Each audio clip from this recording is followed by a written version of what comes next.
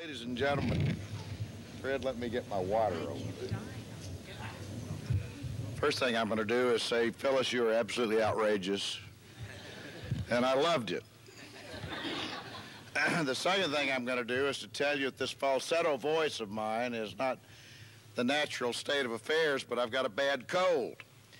And I promised when I came in, and I promised once again to Fred Lennon that for fear you will catch it, I will only breathe in for the next 30 minutes. I really ought to set the record straight, though, Phyllis. As much as I enjoyed the introduction and the undeserved tribute, I really must set the record straight. It is true that my father and mother served in Congress, but the perspective I would offer you is this. My mother, who is 86, was interviewed shortly after I took this job for the president by a reporter for a major West Coast newspaper. And the interview went pretty well until it was over, and she began to muse out loud, still in the presence of the reporter. You know, you got to be nice to your kids because you never know when one of them might amount to something.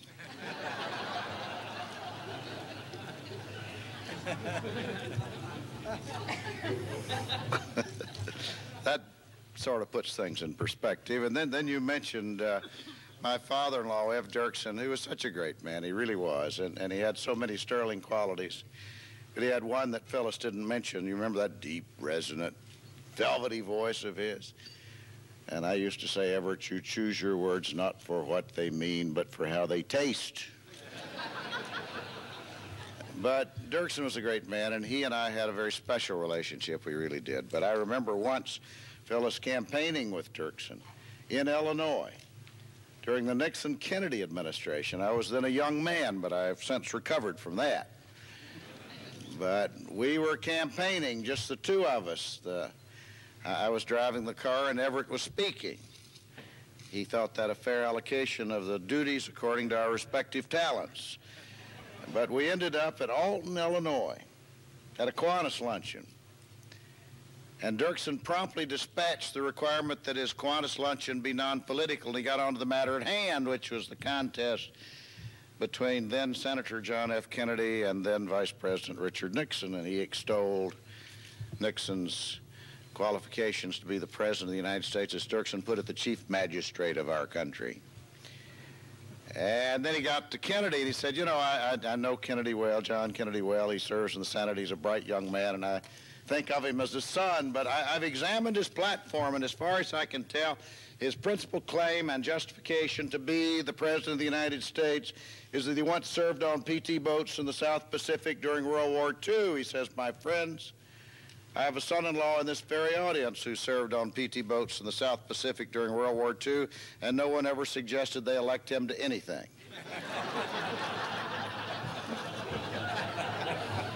Phyllis, I just thought I'd supply that additional perspective.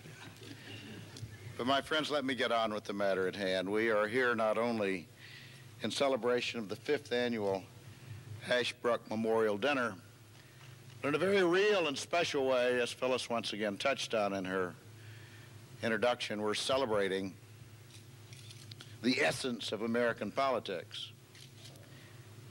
And in this particular case, I'm talking about a man who in so many ways embodied the essence of American politics. That is, a person who is the repository of ideas and philosophy and who translates that into public statements and utterances and tries to bring together aggregations of individuals and alliances and to make them really effective in the public arena.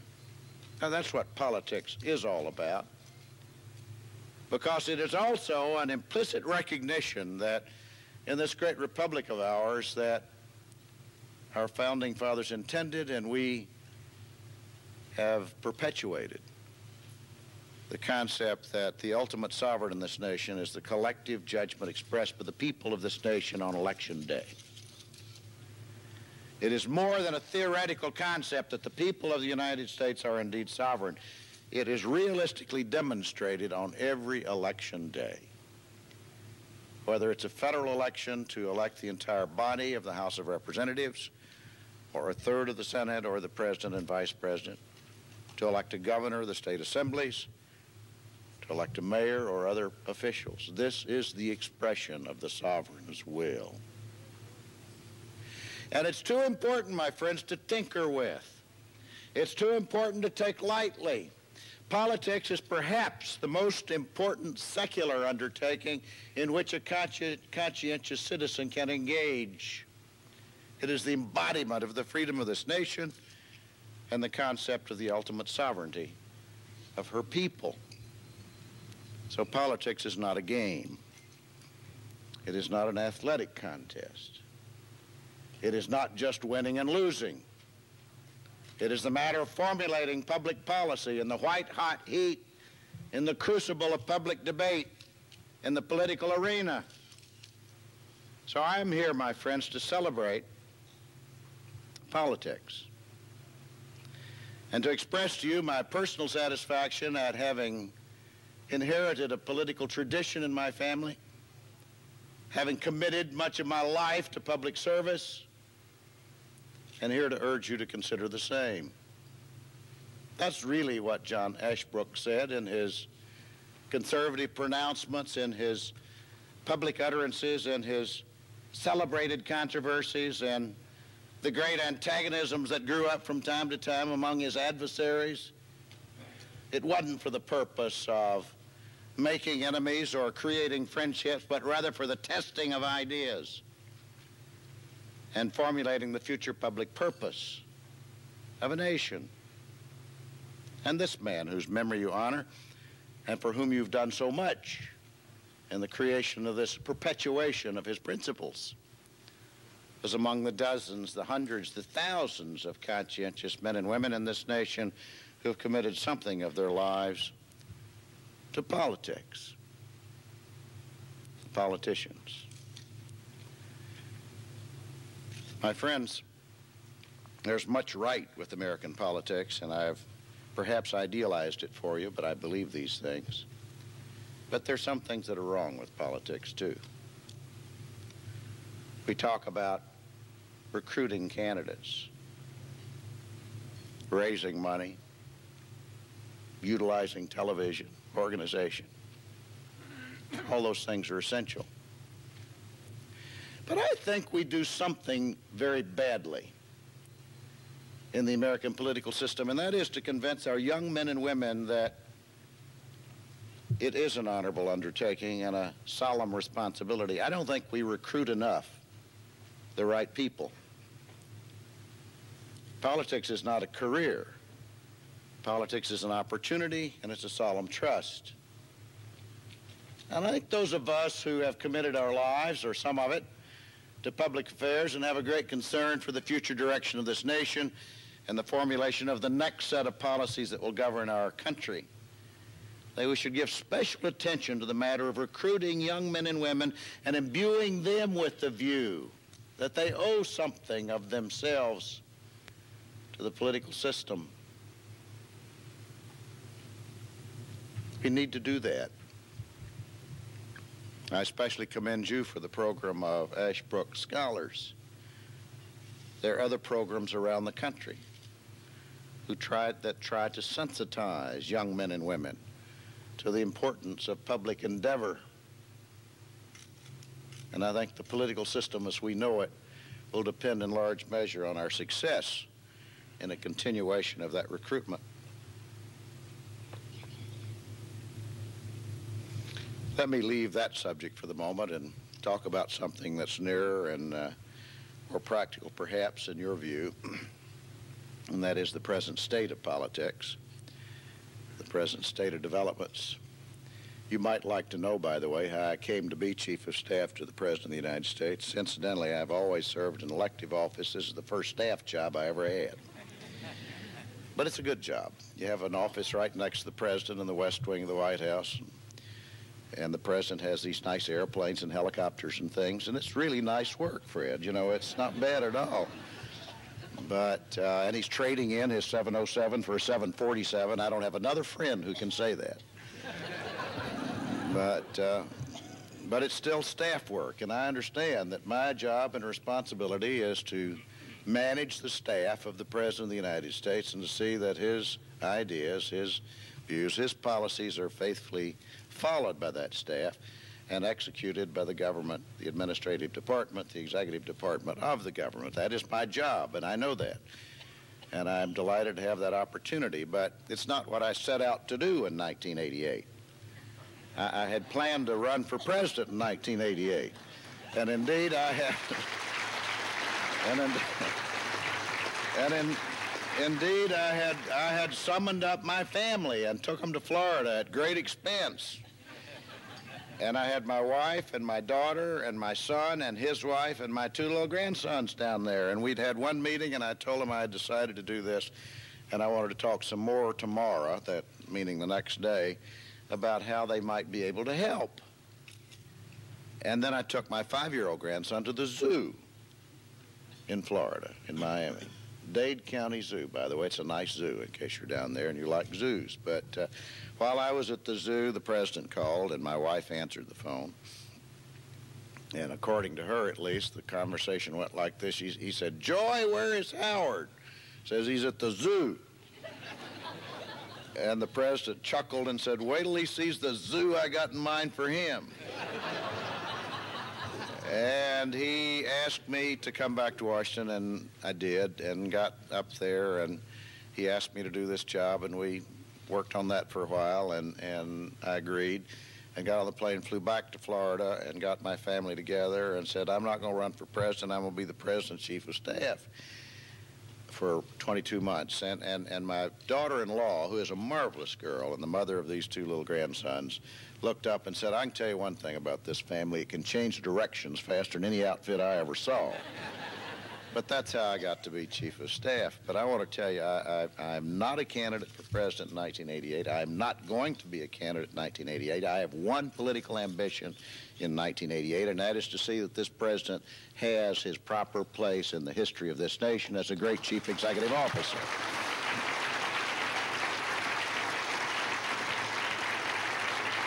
And my friends, Ronald Reagan has already been a great president of the United States, but there's more to come. I heard somebody say the other day, Ronald Reagan is already a lame duck. The hearings have already drained his power and prestige and his authority with the Congress, and it's nonsense. To begin with, the president is still very much the same Ronald Reagan that we elected. He's still very much in charge. He's still very sure of who he is and what he is and where he intends to take this country.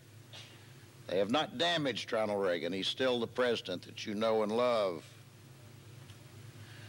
In the second place, he has very bold plans for the balance of his second term as President of the United States. And because of those plans and because of the personality of this man and because of the force of circumstances in history and because of a fortunate set of developments worldwide, there are great opportunities for this president that are going to be addressed and I think seized in these remaining 20 months of Reagan administration. Let me tell you something about Ronald Reagan that you know already, but let me say it to set the preface for what I want to say in this respect. I really believe that President Reagan has redefined the role of the modern president. And I don't mean by that he is the best administrator I ever saw. He's a good administrator, and don't let anybody tell you different. Nor that he is the most technically competent person in the field of superconductivity or some such. He is not that. But I'll tell you what he is. He is a man who knows what he believes. He has a central core of conviction. And everything he thinks, says, or does stems from that central core of conviction. And these are the things he believes. He believes, first of all, that this nation was placed between these two great oceans for a special purpose. And we're here not to exist as a great landmass, but to serve a destiny. He believes that. And so do I. He believes that this nation must be so strong militarily and so resolute diplomatically that no other nation will ever dare to challenge our fundamental national security interests. And he's demonstrated that in his commitment to the reinvigoration of our armed forces, and the reiteration of a diplomatic policy that sure does get the attention of the Soviet Union.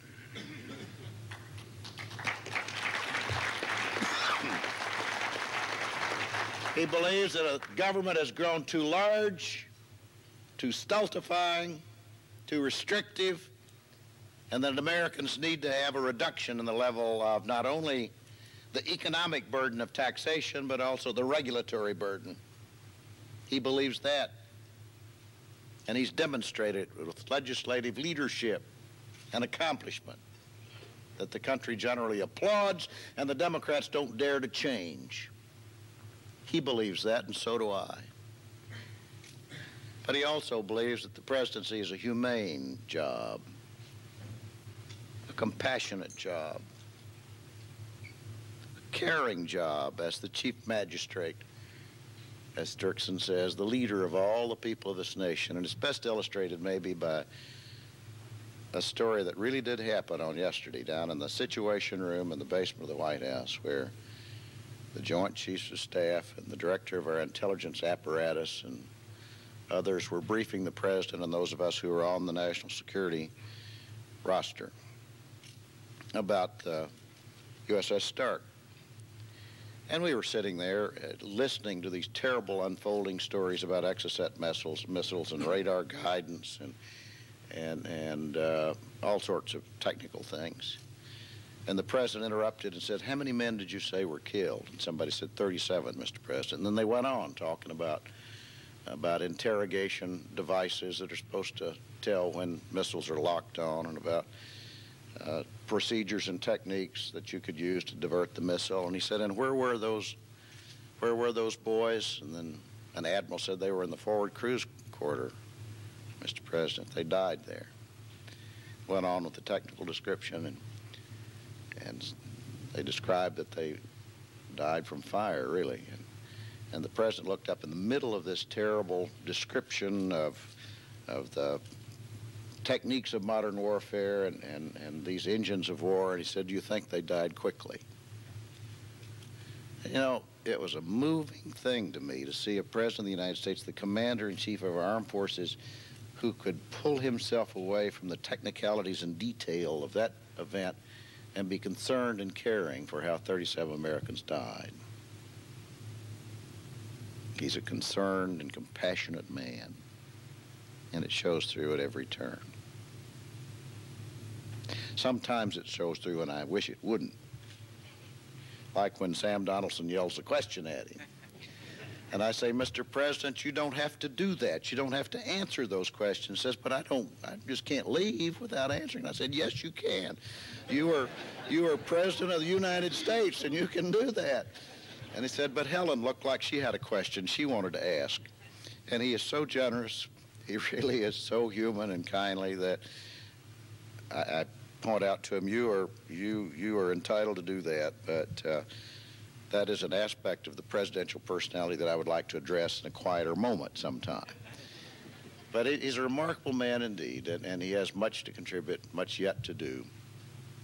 And I'll pick one example of that so I don't talk too long here. And that has to do with foreign policy.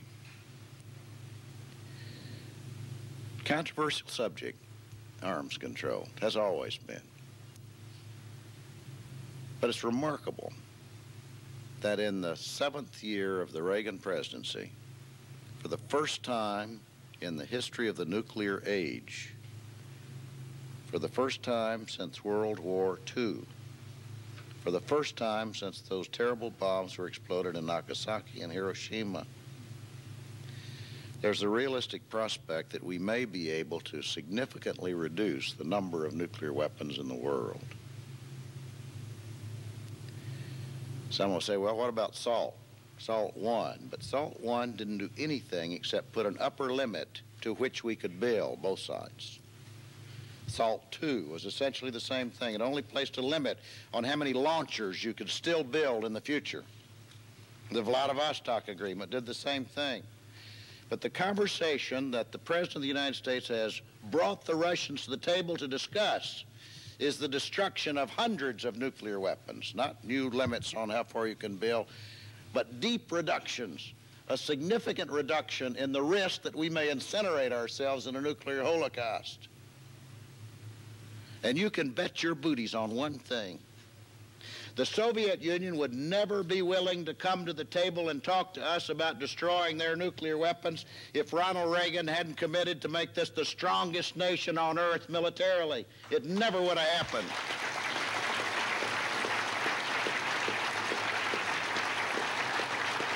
You can bet your bottom dollar that the Soviet Union would not be talking about removing their SS-20s from Europe if the president hadn't announced that he was going to go forward with SDI.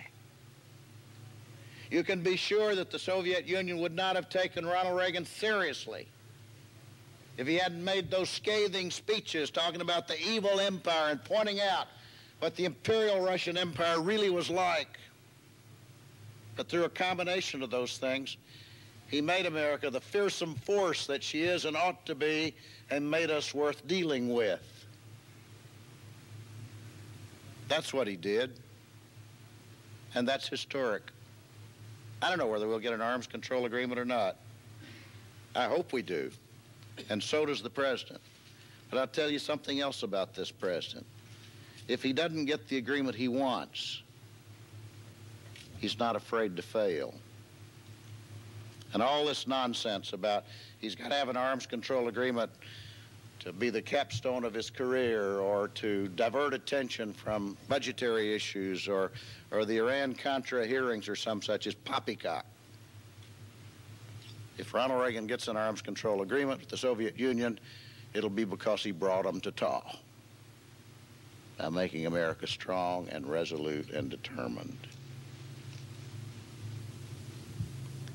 So, my friends, with that level of conviction on my part, those concerns about the future of our nation, my reverence for politics, and my belief that, as the president says, the best is yet to come, when he asked me to serve him, I was glad. Thank you very much.